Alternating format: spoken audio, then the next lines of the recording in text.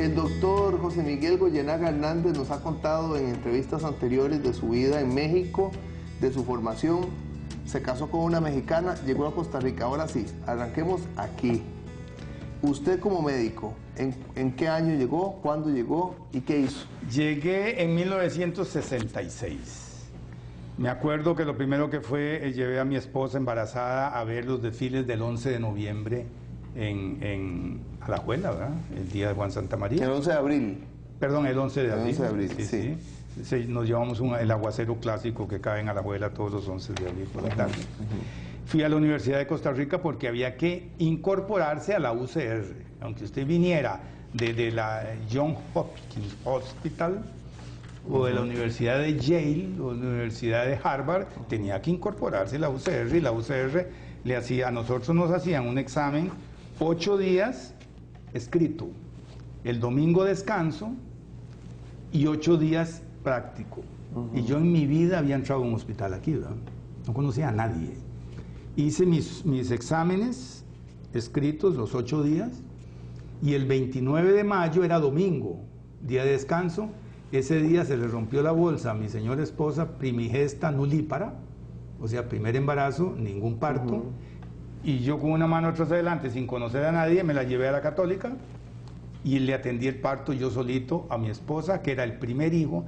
La monjita se horrorizó, que no había llamado yo a un ginecólogo. Yo venía una vez atendí 8 partos en un día en México.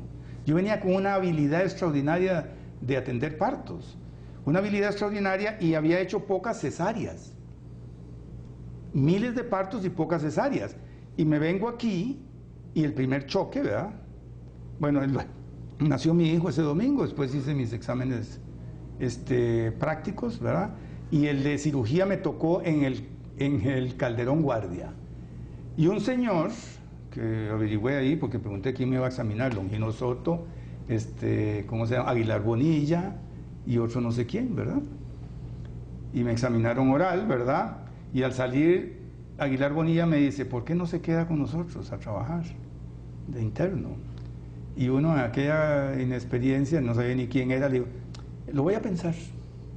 Yo sin salario y sin puesto, ¿eh? Llegué a mi casa y cuando le conté a mi tata, mi papá dice, ¿cómo se le ocurre? Si es Aguilar Bonilla, el jefe de cirugía, vaya y dígale que sí. Me devolvió y entonces empecé a trabajar en el Calderón Guardia. El primer shock, bueno, entonces los médicos, eso fue en el 66, venían saliendo de la gran huelga de los 60s. El Chino Fernández, ¿verdad? Le digo el chino porque le decíamos de cariño así. Era dirigente sindical, entonces me dijeron, inscríbase en la Unión Médica. Y yo, como venía de las luchas estudiantiles de México, me inscribí en la Unión Médica. Venían saliendo de esa huelga. Y entonces el primer choque con este país, con la medicina de este país, fue el control natal. En México la mexicana daba luz y había un montón, mano de obra, más mexicanos. El recurso más grande que tiene un país no son las minas. ¿Quién explota las minas? No es la agricultura. El recurso más grande es la gente. Es la gente, y aquí recortando gente por orden de... Y por eso se acercó usted a la iglesia, ¿verdad? Es decir, usted me imagino que era católico, pero no muy... No practicante, ¿verdad? Una vez, una Semana Santa, me dijeron, ¿usted es católico? Me dijeron unos hijos. De sí, porque veía que todo el mundo iba a misa y todo, y nosotros no íbamos, bueno. Pero entonces, resulta que yo estaba solo en la lucha en contra del control natal, con la Asociación Demográfica Costarricense, manejada por la AID, con capital norteamericano, metida en contra de su posición. En contra de mi posición. La posición mía era muy clara. ¿Cómo vamos a recortar nacimientos en un país despoblado? ¿Y quién va a producir? ¿Y quién va a pagar las pensiones? Y me encontré que solo la Iglesia Católica se apuntó a esa tesis mía, o ya se había apuntado a la tesis mía, con la encíclica Humanae Vitae y toda aquella cosa. Entonces, y eso lo acercó a la Iglesia. Pensé, ¿cómo es que la Iglesia Católica se apunta a una tesis tan impopular? Y yo decía, pues uno se apunta a tesis populares. los partidos políticos, si ¿qué es lo que quiere la gente? Que le bajen los impuestos, le vamos a bajar los impuestos. ¿Qué es lo que quiere la gente? Casa, le vamos a hacer... ¿Y cómo se acercó a la iglesia? ¿Cómo se dio eso? Empecé a leer documentos de la iglesia, originales, ¿verdad? A los documentos, a las encíclicas, porque no se puede estudiar teología en los periódicos, ¿verdad? Las opiniones de un periodista, las opiniones de un esto, entonces entonces fui al Humane Vitae, y ahí salió clarísimo, y entonces lo que es la persona humana, la dignidad de la procreación y todo aquello, y luego vino la ecología, la moda ecológica, ¿verdad? Que es una moda, fue una moda y una buena moda, pero yo pensé, la ecología tiene que ser antropocéntrica, alrededor de la persona, porque todo es para la persona, y lo que no sirve para la persona no sirve para nada. Esa era mi tesis, y me lo encuentro en la iglesia. Y claro, en la iglesia desde el punto de vista teológico. Y mientras tanto, ¿dónde trabajó? Del 66 en adelante. Yo ya tenía pensado hacer oftalmología. Es más, en el internado allá yo le ayudaba al oftalmólogo y tenía un montón de trabajo en el Seguro Social, le hacía como 10 pterigiones, 3 cataratas. Entonces yo sacaba el paciente y agarraba el otro, no iba a esperar que llegara el camillero y hiciera el cambio. Como después vi aquí, ¿verdad? Aquí hay que esperar el camillero, hay que esperar que reesterilicen la cosa, y la que va a esterilizarles, no, doctor, yo, ¿no? Y si me caigo, ¿quién me paga? Y yo tengo que almorzar. Es decir, la burocratización. Entonces yo pensé, yo voy a hacer oftalmología. Y ahí sí, yo creo que nació porque yo soy miope. Entonces acudía mucho y me encantó porque acuérdese que yo originalmente eran las matemáticas y la oftalmología es una ciencia que es las ciencias ópticas, ¿verdad? Y hay precisión en la cirugía, 1 milímetro más, 1 milímetro menos y ya la operación no sirve. Entonces entré en el 66 a hacer el internado y como tenía ya Aguilar Bonilla de mi parte, digámoslo así, porque gracias al examen que hice yo, entonces me dijo, usted va a rotar por oftalmología, otorrino y neurocirugía, que nadie quería. Yo voy a decir que los neurocirujanos estaban peleados, los 3 que existían, y el único que era no residente, sino interno, entonces yo salí favorecido, porque este neurocirujano operaba conmigo, o yo le ayudaba, este neurocirujano conmigo, y todos los otros rinos conmigo, yo les ayudaba, perdón, y el oftalmólogo también. Entonces conseguí una beca al Instituto Barraquer de Barcelona. La central es que la de Bogotá es una sucursal de la de Barcelona. Y entonces me fui con una beca de $100, mi esposa embarazada. ¿Por segunda vez? Perdón, no, mi esposa y un hijo que ya había nacido. Pasamos a México para despedirnos de la familia y a Iberia, a Madrid y de Madrid a Barcelona. ¿Y cuánto estuvo en Barcelona? 4 años. Ahí nació un hijo mío, que es catalán, por eso es tan cabezadura, le digo yo. Y yo le dije a mi mujer, mira, aquí estamos becados, vos sos una ama de casa, vamos a esperar a tener hijos para llegar a Costa Rica, como hacen ahora la gente. Espera a casarse primero la especialidad, después el matrimonio, ¿no? Todo es antes del matrimonio, el lote, la casa, el carro, todo, ¿no? Entonces llenémonos de hijos aquí y planeamos tener 6. Tuvieron 5. Y tuvimos 5. La incubadora se me hizo vieja, digo yo, porque nos casamos a los 26 años, tardísimo, según mi concepto, porque no podíamos casarnos antes, porque uno no se podía casar estudiando, porque el Tata le cortaba el dinero. ¿Qué significó Barcelona? Bueno, Barcelona para mí fue diferente a México.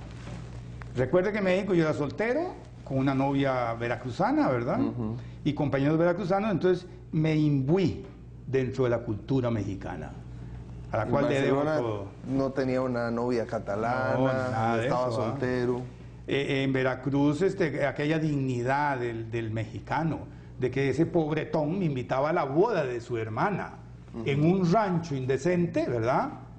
Indecente desde el punto de vista físico, ¿ah? Sí. Y la fiesta en piso de tierra, y él con una dignidad invitaba al tico, que era extranjero, porque era la boda de su hermana.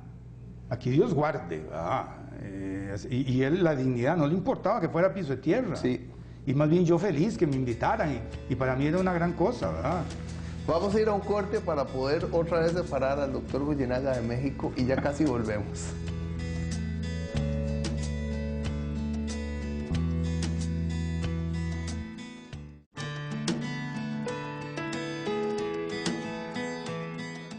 Acompaña al periodista Camilo Rodríguez en el análisis de la vida, el trabajo, la misión y la obra de los médicos en el programa de la Unión Médica Nacional, los jueves a las 10 de la noche, con repetición los viernes a las 6 de la mañana y a las 2 de la tarde. Solo por Expert TV, Canal 33.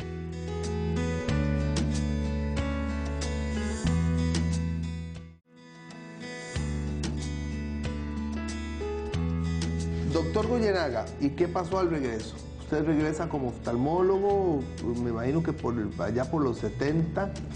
Llegué por los 70, 69, 70, ¿verdad? Entonces llegué y se había abierto el Hospital México, claro, yo, del Instituto Barraquer, ¿verdad? Al Hospital México. Y fui y me presenté a la caja y me dijeron, no, jamás, el Hospital México. Todo el mundo quiere quedarse en San José y que esto y que lo otro. Me metieron una regañada. Se me va para Turrialba.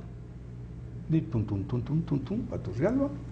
En Turrialba empecé a operar con mis cositas que había traído yo de España, mi instrumental, que dichosamente el instrumental quirúrgico para oftalmólogo cabe en un maletincito de este tamaño, ¿va?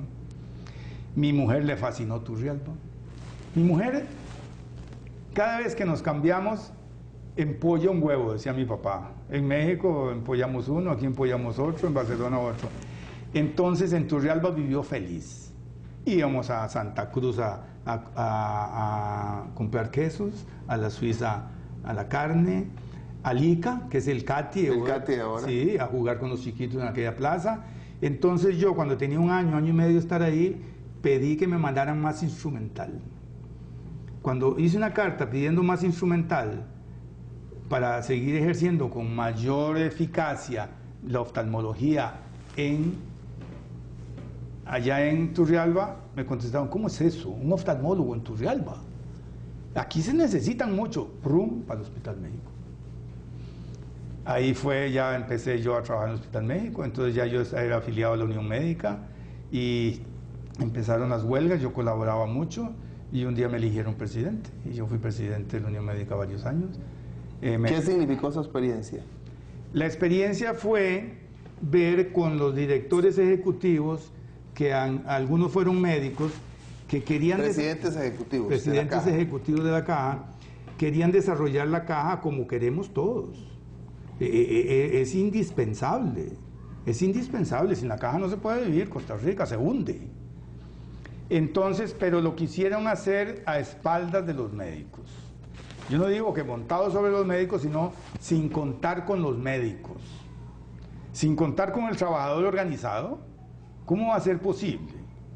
Imagínese usted, yo no quiero dar el consejo a usted que tiene una experiencia enorme, pero usted tiene persona que le maneja el sonido, que le maneja la iluminación, que le maneja las cámaras. ¿Y dependo de esas personas? Que le maneja la agenda para las citas. Dependo de ellos. Pues sí, usted tiene que reunirse con ellos y oírlos, porque ellos también están interesados en que usted le vaya muy bien para conservar ese trabajo. Ah, no, pero vieron en el médico un enemigo. Tal vez por atavismos anteriores, que recordemos que la Unión Médica Nacional se fundó en el 44 para luchar contra la seguridad social, pero eso fue un chispazo, eso fueron 4 días que duró esa mentalidad, porque eran los médicos viejos graduados en Europa. Cuando llegamos los pelagatos de México, inclusive que hay unos médicos famosos, que fueron famosos, que venían de Chile, El Salvador, Bélgica. El Salvador, claro. Entonces, claro, empezaron las luchas sindicales, entonces empezaron a darnos la espalda. ¿Y qué ha significado la Unión Médica en su vida, para usted como médico? Vea, yo como llegué a la Iglesia Católica a través del control natal, ¿verdad? Y estudié los documentos, fui a las fuentes. Juan Pablo II defiende el sindicalismo. Juan Pablo II, en la labor en exercen, hablando de los sindicatos, no los llama que sea muy conveniente que haya sindicatos, es prudente que haya sindicatos. No, los sindicatos son indispensables en el desarrollo de una comunidad. Así lo dice. Entonces, no es posible que... Y yo tenía mi discursito, porque empezaba la NASA y empezaban los astronautas y todo el mundo éramos astronautas. Y yo decía, mire, si un astronauta hace así y dice que le molesta un poquitín aquí el traje espacial, para mover el switch, inmediatamente le rediseñan, o por lo menos el brazo derecho. Yo llegaba ahí y pedía una puerta con esos cerradores automáticos, para que no vieran a la mujer con las dos piernas así en posición ginecológica desde el pasillo, jamás. El administrativo tenía cerrador automático. Nosotros no teníamos salida a la calle por teléfono, porque íbamos a perder el tiempo. Los administrativos sí. Nosotros no teníamos ni un ventilador, el administrativo tenía aire acondicionado. Los Ferraro, que no sé si usted los conoce. Sí, claro, los gemelos. Los gemelos tuvieron un problema grave en Turrialba, porque una vez le dio vuelta al escritorio y el jefe administrativo le impidió y se lo volvió a poner como él quería. Es decir, entonces, el médico tenía que acomodarse a la administración. Y no, debería ser al revés. Al revés, como en la NASA. Y yo decía, ¿quién es el órgano efector? Porque nosotros llamamos órgano efector el que hace el efecto, el brazo. El órgano efector es el astronauta y es indispensable. Y la NASA, todo el equipo de la NASA y el aparato administrativo está para el astronauta. ¿Cuántos años trabajó en el Hospital México? Como 20 años. Ah, bueno, espérese. Tuve pleitos enormes con los presidentes ejecutivos, no entendían, ¿verdad? Entonces yo llevé a los tribunales al presidente ejecutivo de la Caja y al jefe del Hospital de Niños, ¿verdad? Porque no había habido la universalización todavía, con el primer pleito de los residentes, que los residentes acuden a la Unión Médica planteando una huelga porque los estaban tratando como becarios. Y ellos son graduados. Es una historia eterna, ¿verdad? Acaba de pasar de nuevo. Bueno, pero nosotros ganamos. Primero ganamos una batalla con los residentes, que aceptaran no ir a la huelga, sino ir a los tribunales. ¿Por qué? Porque hay que decir las cosas con sinceridad. Nosotros tenemos miedo de que el Cuerpo Médico Nacional nos embarcara en otra huelga, que habíamos pasado huelgas terribles, en aras de los mocosos, como se les llamaba. Entonces, estratégicamente yo estaba de acuerdo, mandar al Cuerpo Médico Nacional a la huelga, pero estratégicamente no iba a funcionar. Los convencimos, ¿verdad? A Pisa Escalante, por cierto, ¿verdad? Que era el líder ahí, de que fuéramos a los tribunales. Entonces planteamos, con un abogado laborista, un conflicto laboral de carácter económico-social, que duró como 3 años, ¿verdad? Y lo ganamos en los tribunales. Entonces se declaró para siempre que eran trabajadores, entonces tienen que tratarlos como tales. Lo que pasa es que eso fue en los 70s o por allá, y de vez en cuando algún presidente ejecutivo les estorba que los residentes ganen mucho, y ganan mucho porque se meten a las 11, a las 5 de la tarde un viernes y van saliendo el lunes, ¿verdad? A las 5 de la tarde, ¿verdad? Y son horas extras, ¿verdad? ¿Y por qué ganan tanto? ¿Porque hay inopia? ¿Porque hay pocos residentes? ¿Y por qué hay pocos residentes? Porque el Sendeis es un cuello de botella, hay que ganar un concurso, ¿verdad?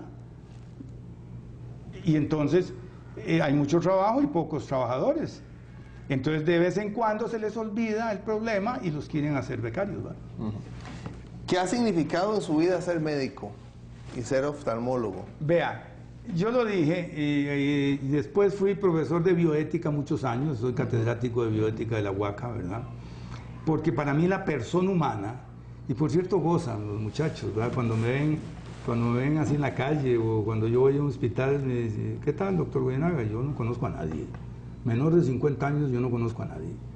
Porque han sido alumnos míos, un montón. ¿Y qué? Y entonces, ¿qué? Siempre, que el hombre es la persona humana, es lo máximo en el universo. Y pues sí, es que eso es fundamental en ética.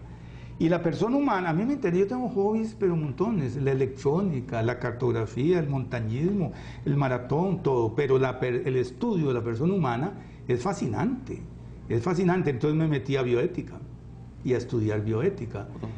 Y entonces, y la medicina bien ejercida, analiza a la persona integral, espíritu y materia, porque la materia está animada por el espíritu y el espíritu está corporizado, que allá andan unos burros diciendo que ponen porque de todo se ve en internet y la gente se queda, lo dijeron en internet, como antes, lo dijo la NASA, de que explotaron los 2 transbordadores ya quedó con el prestigio por los suelos, ¿verdad? Y desde que no ha encontrado un avión, ¿verdad? Entonces dice que se pone un cadáver, no, se pone un enfermo gravísimo en una pesa, y pesa tanto. En el momento que se muere, es que se fue el alma. Entonces ya pesa menos. Eso es la burrada más grande del mundo, ¿ah? Eso es porque el alma no pesa. El espíritu no ocupa lugar en el espacio. Y eso lo aprendí con los padres del Colegio de Los Ángeles. ¿Qué es la materia? La materia es todo aquello que ocupa lugar en el espacio. Lo demás no es materia. ¿Qué piensa usted de su vida, de lo que ha hecho en la vida? Vea, yo estoy un poco triste ahora al cabo de la vejez, porque veo que no me va a dar tiempo, no me va a dar tiempo de estudiar tantas cosas, ¿verdad? Hay cosas maravillosas, cosas maravillosas. Yo que me las daba de analizar a la persona humana y analizar la antropología y la sociología, que aquí entre nosotros, con el perdón de los antropólogos y los sociólogos, les pasa los de los meteorólogos. Hacen unos pronósticos y de repente llueve ayer, ahí en Escazú, ¿verdad?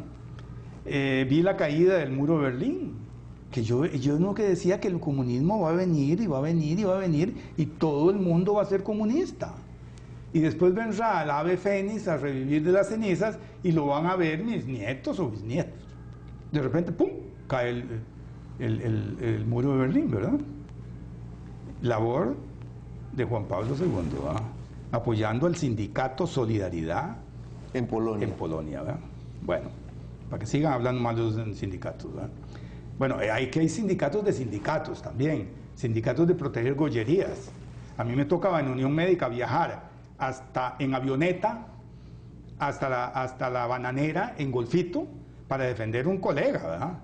Y llegaba el director del hospital y nos trataba muy bien, nos alojábamos en la guest house, en la casa de huéspedes de la bananera, que a mí nunca me preocupó eso. Ahora salen los periódicos, ay, fulanito y sutanita se fue en el avión prestado por un dictador. Bueno, pues si ella es íntegra, eso no la va a vulnerar. Claro que la mujer del César debe ser honesta y parecerlo, ¿ah? Decían en la antigüedad. Bueno, y nos sacaban el expediente y no es su fulanito que vienen ustedes a defender. Vea, se incapacitó por gripe. Y este es un pueblo pequeño y lo vio todo el mundo lavando el carro en pantaloneta. Bueno, cierre el expediente y vámonos para San José. Es decir, defender gollerías y no está la Unión Médica y ni nunca lo ha estado, ¿verdad? Muchas gracias, doctor Goyenaga. Vamos a ver cuándo lo invitamos de nuevo porque nos quedaron muchos cabos sueltos. Gracias por acompañarnos. Bueno, encantado. Gracias a Fred Bolaños y a Diego Blanco en la realización, elaboración y producción de este espacio, a don Alexander Azofeifa Monge, gerente de la Unión Médica Nacional, al doctor Edwin Solano Alfaro, presidente de la Unión Médica Nacional, a la Junta Directiva en pleno de la Unión Médica Nacional que permite estos espacios. Gracias a usted por acompañarnos, que esté muy bien.